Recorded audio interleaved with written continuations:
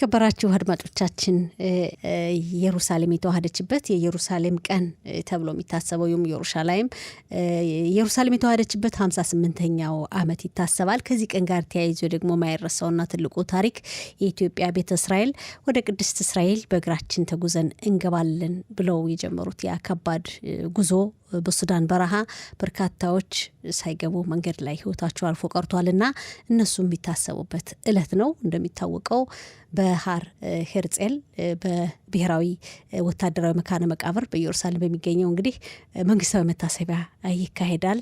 በዚች በኢየሩሳሌም ቀን ኢየሩሳሌምን ሲሉ ህይወታቸው ያለፈው ኢትዮጵያ ቤተ እስራኤል መታሰቢያ ቀንም ይካሄዳል። ከዚህ ታሪክ ጋር ተያይዞ ከኢትዮጵያ ቤተ እስራኤል ታሪክ ጋር የተያያዘ አንድ ትልቅ ታሪክ ማስታወስ ፈለግን። ዛሬ ስለ አንድ ወጣት እንወያያለን። ይህ ወጣት ሰለሞን ይስሐቅ ሀፈላሺ ወይም ሰለሞን ፈላሺ ይባላል። ሽሎሞ ይስሐቅ እንግዲህ ደግሞ ወደ ዕብራይስጡ ሲተረጎም አሁን በአብዛኛው በዕብራይስጡ ዮማኑ አይሽሽል ሰለሞን ይስሐቅ ተብሎ ቢጻፍ ብዙ መረጃዎች ይወጣሉ።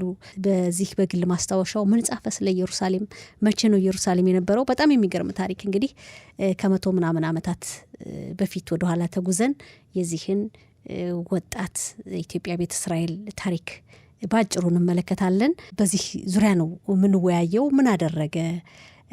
ሽሎሞ ይስሐቅ ወይም ሰለሞን ይስሐቅ ማን ነው? ከደራሲ መምህር፣ የታሪክ ተመራማሪ ዳንኤል በለጠ ጋር ስለ ሰለሞን ይስሐቅ ወይም ሽሎሞ ይስሐቅ እናወራለን። መምህር እና የታሪክ ተመራማሪ ደራሲ ዳንኤል በለጠ ስልክ መስመራችን ላይ ነው። ወደሱ እናልፋለን። ጤና ይስጥልን ደራሲ መምህርና የታሪክ ተመራማሪ ዳንኤል በለጠ እንደምን አለ? ሰላም ወርቅነሽ፣ እንደምነሽ? እኔ ደህና ነኝ። እነዚህ ትልቅ የታሪክ አባቶቻችን ስለነሱ መናገር፣ እነሱ ታሪክ መተረክ ለእኔ ትልቅ እድል ነው እና አንቺ ምን ስለሰጠሽ በጣም አመሰግናለሁ። እኛም በጣም ነው የምናመሰግን ፈቃደኛ ስለሆን ይሄን እንግዲህ ታሪክ ለማሳተፍ ዝግጁ ስለሆን በጣም እናመሰግናለን። ዳንኤል እንግዲህ ያው ዛሬ ወደ ኋላ ነው ተመልሰን ኢትዮጵያ ቤተ እስራኤል ታሪክ እንግዲህ ኢትዮጵያ ቤተ እስራኤል ስንል ምናልባት አብዛኛው ሰው ከሱዳኑ ጉዞ የሚጀምር ይመስላችኋል ወይም እዛ በፊት ወይም እዛ በኋላና ግን እስኪ ግን እንደው ቀደም ብሎ ኢትዮጵያ ቤተ እስራኤል ታሪክ ይሄን ያለው ወደ ኋላ እንኳን በጣም ባንመለስ እንደው ቀደም ብለው የነበሩ ታሪኮችን ለማየት እንሞክር። ሰለሞን ይስሐቅ ማን ነው? እስኪ ስለዚህ ሰው ንገረን። ሰለሞን ይስሐቅ የአባ ይስሐቅ ዘሩ ልጅ ነው። የአባ ይስሐቅ ደግሞ የአባ ያዕቆብ ዘሩ እና የነለ ባለዊ ዘሩ ወንድም ነው። የአባ ዘሩ የመጀመሪያ ልጅ ነው አባ ይስሐቅ። ሰለሞን የአባ ይስሐቅ ልጅ ነው። እሱ መጀመሪያ ከመጡት ተማሪዎች እና በጣም ትልቅ ደረጃ ይደርሳሉ ከተባሉት ተማሪዎች አንዱ ነበር። እሱ ከዚህ ሀገር የመጣው እንደ ኢትዮጵያ አቆጣጠር በ1900 ነው። ማለትም ባለፈው 117 ዓመት እንደ ኢትዮጵያ አቆጣጠር የመጣው አሁን እንደተናገርኩ በ1900 ነው። እንደዚህ ሀገር አቆጣጠር ደግሞ በ1908 ነው። ባጭሩ ባለፈው 117 ዓመት ነው ከዚህ ሀገር የመጣ። ግን ከሱ በፊት ያው ቀደም እንደገለጽሽው አልያ ሲባል በ80 ነው የሚቆርጡት። ባለፈው 170 ዓመት አባትና ልጅ መጥተው ነበር። ባለፈው 170 ዓመት ማለት ነው። አፄ ቴዎድሮስ ልክ ቦታውን እንደያዘ ንጉስ እንደሆነ መጥተው ነበረ። እነሱ ደርሰው እንደተመለሱ ይታወቃል። የኢትዮጵያ ቤተ እስራኤል ወደ እስራኤል ሀገር መጥተው ነበር። አዎ አባትና ልጅ መጥቶ ደብዳቤ ይዞ መጥቶ እንደገና ኢትዮጵያ ተመልሶ አንድ ደብዳቤ ኢየሩሳሌም ሊቃውንቶች ጋር ደብዳቤ ይዞ እነሱ ስት ተብሎ ከልጁ ጋር መጥቶ ነበር። እሱም ደብዳቤ ይዞ እንደተመለሰ ይታወቃል። ልጁም ትቶ እሱ ተመለሰ። ከሱ በኋላ ሁለተኛ ዳግም መጥቶ ነበር ይሄ ሰውዬም ግን ምን ይመለስ አይመለስ አይታወቅም። ከዛ በኋላም ሌሎችም ወጣቶች መጥተው ነበር። ወጣቶች ልጅ 18 19 20 ዓመት ልክ ህዝበ እስራኤል የተነሳበት ጊዜ ነበረ። ግን ብዙዎች ከግብጽ ሲደርሱ ብዙ ክርስቲያኖች ጋር ነው ሲመጡ የነበረ። ከዚህ ኢየሩሳሌም ለመምጣት ሊሳለሙ የመጡት ብዙዎች በ1870 አካባቢ ወደ 300 የሚሆኑ ሊሳለሙ የመጡት ግብጽ ሲደርሱ አልቀዋል። ከነዛ ውስጥም የኛ ቤተ እስራኤሎች ነበሩ። እንደገና ሌላው ደግሞ በጣም የሚታወቀው ደግሞ ስለሱ ደግሞ መጽሐፍ አንድ የጻፍኩት ነበረ ጌታውን ሳህሉ የሚባል እሱም ደግሞ በ1878 ዓመተ ምህረት ኢየሩሳሌም ለሄድ ነው ብሎ እሱም ከወጣቶች ጋር መጥቶ እንዲሁ መዳረሻው ጠፍቶ ቀርቷል። ከዛ ያው ዶክተር ያዕቆብ ፋይትሮቪች መጣ። ፕሮፌሰር ታምራት ኢማኑኤልንና የርሚያው ጌጤን ይዞ መጣ በ1904 እንደዚህ ሀገር አቆጣጠር። የርሚያው 4 ዓመት ተምሮ ሲመለስ ፕሮፌሰር ታምራት ጣሊያን ቀረ። ከዛ ዶክተር ያዕቆብ ፋይትሮቪች ተመልሶ ኢትዮጵያ የርሚያው ጌጤን ለህዝቡ አስተዋውቆ ምን እንዳደረገ ምን እንደተማረ ህዝቡን በጣም ትልቅ ደስታ ነው የተሰማው። ከዛ 4 ወር ቆይቶ ሲመለስ ሰለሞን ይስሐቅን ይዞት ወደ እስራኤል መጣ። አሁን ከዛ በፊት ልናገር የምፈልገው ሰለሞን ይስሐቅ ወላጆቹ በክፉ ቀን ሞተው ነበረ። ከሚቶቹ ነው የነበረ። በዛን ጊዜ መጀመሪያ እድል አግኝቶ የነበረ እሱ ነው ዶክተር ያዕቆብ ፋይትሮቪች ጋር ለመምጣት። ግን የርሚያው ጌጤ በጣም ለመሄድ ስለፈለገ የእሱን ቦታ ለየርሚያው ጌጤ ሰጠው። አንተ ሄድ በቃ ብሎ እሱ ተምሮ ሲመለስ ዳግም የርሚያው ጌጤ ጋር የተመለሰ ሰለሞን ይስሐቅ ነው። እሱም ኢየሩሳሌም ትምህርቱን ቀጠለ። ትምህርቱን ቀጥሎ 3 ዓመት እንደተማረው ወንድሞቹ ደብዳቤ ላኩለት። በቤተሰቦቹ ብዙ ጊዜ ደብዳቤ ይልኩለት ነበር እና ተመለስ እያሉ። በተለይ በ1913 የርሚያው ጌጤ ሲመለስ መጨረሻ ጊዜ ወደ ሀገሩ ለምን አንተ አልመጣህም ወይስ ደብዳቤ ለምን አትጽፍም እያሉ የወቀሳም ደብዳቤ ነበረ ላኩለት። እሱ ግን ሊመለስ አልፈልግም። ተምሮ ብዙ ዓመት ተምሮ ተመልሶ ወገኑን ለመርዳት ነበር በጣም ፍላጎቱ የነበረ እና በኋላ 5 ዓመት ከተማረ በኋላ በ1917 አካባቢ ሊመለስ ሲል የመጀመሪያው የዓለም ጦርነት ተከፈተ። በዛ ምክንያት ሳይመለስ ቀረ። መጨረሻ ጊዜ በ1920 ማለትም 12 ዓመት ከተማረ በኋላ ወደ አገሩ ተመለሰ። አገሩ ተመልሶ ኤርትራ ሲደርስ ይታመምና ዘመዶቹን ሳያይ ወንድሞቹን ሳያይ እህቱን ሳያይ እዛው ሞቶ ይቀራል። አሁን እዛ ሲሞት ዶክተር ያዕቆብ ፋይትሮቪች በጣም ነው ያዘነ። በጣም ይሆነኛል ያልኩት ልጅ ለወገን መከታ ዋና አስተማሪ የተባለ በጣም የታወቀ ተማሪ ነበረ። እንደዚህ ሲሞትበት እዛው ከሆነ ቦታ ጊዜያዊ መቃብር እዛው ቀበረው። ዓመት ቆይቶ ከቤተ እስራኤሎች መቃብር አስመራ ወስዶ አጽሙን አውጥቶ ከዛ ውስጥ ቀበረው። አሁን ቤተሰብ ይህን የእሱን መሞት ጠፍቶ መሄዱ ነው እንጂ የት እንደሞተ በምን ምክንያት እንደተጠፋ አያውቁም ነበር። ግን አምላክ ባለው ጊዜ እኔም እግዚአብሔር ረድቶኝ ባለፈው 4 ዓመት እሱ የጻፈው ማስታወሻ በ1917 እስከ 1919 ዓመተ ምህረት 2 ዓመት በሙሉ በየቀኑ ይጽፍ ነበር ማስታወሻ። የጻፈውን ማስታወሻ አግኝቼ በመጽሐፍ አድርጌ አዘጋጅቼ የእሱ ቤተሰቦች በተገኙበት ምሽት የምስራች ብዬ በህዝቡም ተጠርቶ በትልቁ መጽሐፉ ተዘጋጅቶ ተመርቆ ለመረጅ ያለው ማለት ነው። ትልቅ ደስታ ነው። አሁን እንዳልከው ትልቅ ታሪክ ነው በጣም የሰለሞን ይስሐቅ አፈላሻ እንደማለት ነው እንግዲህ። እንደዛ ነው አፈላሽ ማባው እንደሱ ነው። ሰለሞን አፈላሻ ነው የሚሉት። አሁን እሱ የነበረ ኢየሩሳሌም፣ በዛን ጊዜ ኢየሩሳሌም አሁን እንደምናውቃት አይደለም የነበረች። እሱ በጻፋቸው ማስታወሻዎች ኢየሩሳሌም እንዴት እንደነበረች፣ እነማን እንደነበሩ፣ እሱ ያሳለፋቸው ችግሮች፣ ብዙ ችግሮችን አሳልፈዋል። በአንድ በኩል እሱ አስተማሪዎች የነበሩት ከጀርመን የመጡ ናቸው እና ብዙ ጊዜ በጀርመንኛ ቋንቋ ያስተምሩ። በጣም ይናደድ ነበር። እንዴት ቋንቋን ለመማር ፈልጌ በዚህ ያስተምሩኛል እያለ ራሱ ጽፏል። አሁን ከዚህ ማስታወሻው ላይ ጽፏል ብዙ ጊዜ። እንደገና ደግሞ ኢየሩሳሌምን በቃ ብዙ ጓደኞችም አንዳንድ ጊዜ ብዙ ፈረንጆችን ይረዳ ነበረ። ግን በጣም ሊያቀርቡትም አይፈልጉ ነበር። አንዳንድ በእርግጥ አልፎ ጓደኞች ነበሩ፣ ግን በጣም አያቀርቡት ነበረ። የሚያቀርባቸው የነበረው ምንድነው ቤተክርስቲያን የነበሩትን ኢትዮጵያውያኖች፣ የነሱ ግን ጓደኞቹ ነበሩ። ምንም በምግብ በምናምን ባይገናኝ በባህልና በቋንቋ ማታ ሁልጊዜ ይገናኛቸው ነበር። አንዳንድ ጊዜም የሃይማኖት ክርክር በእርስ በርስ ክርክር ነበራቸው እና በጣም የሚያቀርባቸው ሰዎች ነበሩ። በጣም ደግሞ ይህን ዮማን ድሮ ያነበቡት 2 ዶክተሮች ስለ አንደኛው የዓለም ጦርነት ሰፋ ባለ ደረጃ ስለ ኢየሩሳሌም ታሪክ የሚተርክ ዋና የታሪክ ዶክመንት ነው ምናምን ብለው ፈርመውበታል። ከዚህ እንትን እና እንግዲያው ማንም ያልጻፈውን እሱ ስለዛን ጊዜ በየቀኑ እየጻፈ ኢየሩሳሌም የነበረውን ጦርነት በሙሉ ህዝቡ ስለ ህዝቡ እና የጻፈው በሙሉ ከየትም ቦታ ያልተገኘ ታሪክ ስለጻፈ ዓለም ጦርነት አሁን ትልቅ ቦታ እንዲኖረው አድርጎታል። ሌላው ደግሞ እኛ የምንረዳው ምንድነው በዛን ጊዜ ኢየሩሳሌም ለመድረስ የነበረንን ምኞት ኢየሩሳሌም ስንል ያው አሁን በቀላሉ ነው የምንመለከታት፣ ግን ሁሉ ጊዜ ስንቅ እየቋጠሩ አሁን እንሄዳለን እያሉ ይጠባበቁ ነበር እያለ ራሱ አባቱም ለመሄድ ወስኖ ነበር። የራሱ አባት አባ ይስሐቅ የሚባለው እሱ በሚጽፈው ማለት ነው።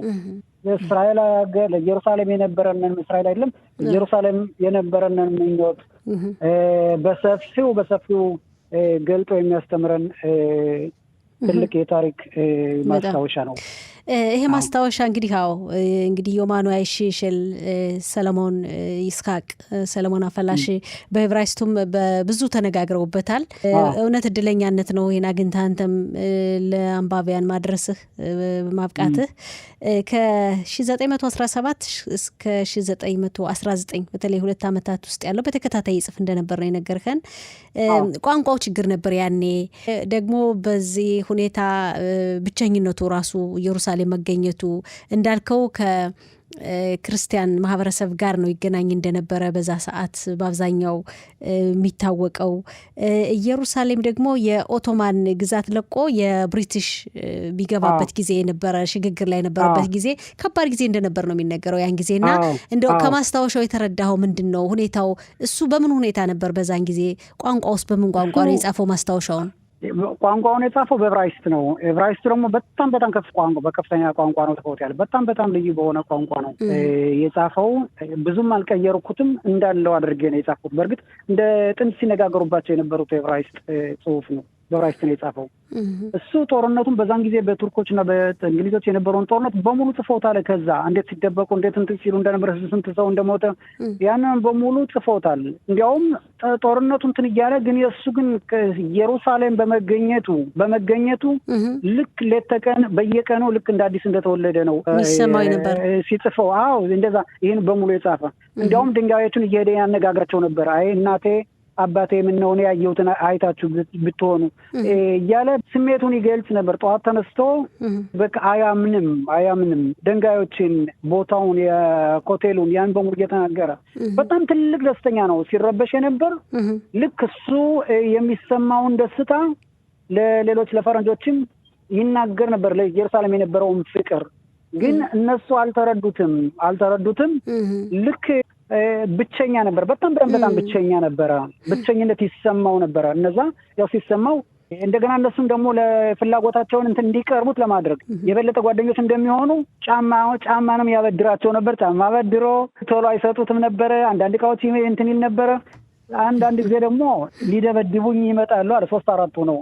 ግን በጣም ኃይለኛ ስለሆንኩ እኔ ያሸንፋቸው ነበር ምናምን እያለ ይናገር ነበር። ይሄን ያህል ልዩ አድርገው ያዩት ነበር ማለት ነው። በጣም ልዩ አድርገው ያዩት ነበረ በእሱ እንደሚጽፈው። ግን እሱ ረጋ የሚያደርገው አንደኛ አባቱ እናቱ በቃ ስለሚታው እና ስለ ወንድሚታውና ሴቲቱ ሚታይቱ ብዙ ይናገራል። እነሱ ስለ ኢየሩሳሌም የነበራቸውን ፍቅር እሱ ድል አገኝቶ ኢየሩሳሌም መገኘቱ በጣም የበለጠ ደስታ ይሰጠው ነበረ እና ይህን ደግሞ ደውሎ ያው ስልክ ደውሎ ቢናገር ደስ ይለው ነበር። ለወገኖቹ እንትን ቢል ደስ ይለው ነበር። ግን ስሜቱን ቢናገር ስልክም አልነበረም፣ ምንም ነገር አልነበረም እና የነበረውን ደስታና እንትን የሚያካፍለው ሰው በጣም አላገኘም ነበር። ማስታወሻው የት ተገኘ? ማስታወሻው የት ነው የተገኘ? ማስታወሻው ከዶክተር ያዕቆብ ፋይትሎቪች እንትን ነው የነበረ መዝክር ነው የነበረ የቴል አቪቭ ዩኒቨርሲቲ ነው የነበረ። ግን ያ መኖሩን እያወቅ ጠፋ። ከዛ ቦታው ብዙ ጊዜ ነው ብዙ አመት ነው የፈለግኩት፣ ጠፋ። እንዳጋጣሚ ከሆነ ሰውዬ ጋር የአንዳንድ መረጃ ልውውጥ ስናደርግ ያለኝ ስሰጥ እሱ ያለኝ ሂጄ ከቤቱ ስመለከት አየሁት። እንዳጋጣሚ ብዙና አማርኛ ነው አልተረዳውም። እኔ ስለማነብ እኔ የማውቃቸው ጠፍተው የነበሩት ነገሮችን ወሰድኩ። እሱ ከእንትን ወስዶት ነው፣ ከዛ ቦታ ወስዶት ነው። ይህ ሰውዬ ብዙ እንትኖችን ወስደዋል፣ ብዙ መረጃዎችን መውሰድ የማልነበረበትም ወስደዋል። አሁን እንደ አጋጣሚ ያንንም አየሁትኝ። ይሄ ደግሞ አላ ላይ ምንድን እንደሆነ ታውቃለህ? አልኩት። አላውቀውም። ዘመድ ይኖረውን ምናምን አለ። አላውቅም። አሁን ዝም ብሎ ነው በቃ ይጣለው። አሁን እኔን ሳየው በቃ ሰውነቴን የወቀሰኝ። አሁን ያን ቀጥታ ወሰድኩና ስትፈልገው የነበረ ታሪክ ነው አንተ? አዎ እኔ ብቻ አይደለሁም እንትንም ፈልገውት ነበር። ከዚህ ከዶክተር ፋይቶሎቪች እንትንም ብዙ እንትኖችን የታሪክ መረጃዎችን ወስደዋል ድሮ በ80 አካባቢ። አሁን ይህ አንዱ ከጠፋው ነው። አሁን ያን ጊዜ ያን ወሰድኩና ከስታ ምልሽ ግማሽ ዓመት ይሆናል ዕብራይስጡን እንደገና ገልብጬ አይቼ በጣም ትልቅ ደስታ ነው የተሰማኝ። እኔ ራሱ ምንም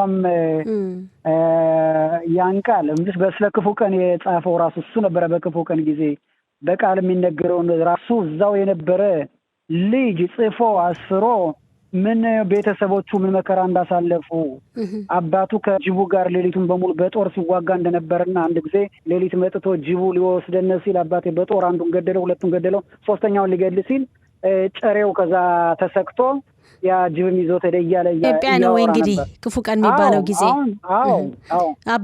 አባትየው ያለፉ በዛ ሰዓት ነው ማለት ነው የዚህ ዓለም የተለየ። በዛን ጊዜ ነው የሞተ። አሁን እናቲቱም አባትየው በዛን ጊዜ ያለፉ። ግን ያን በሙሉ ተርኳል እዛ። የኢትዮጵያ ታሪክ ጭምር ማለት ነው እንግዲህ የኢትዮጵያ ብዙን ታሪክ ተርኳል።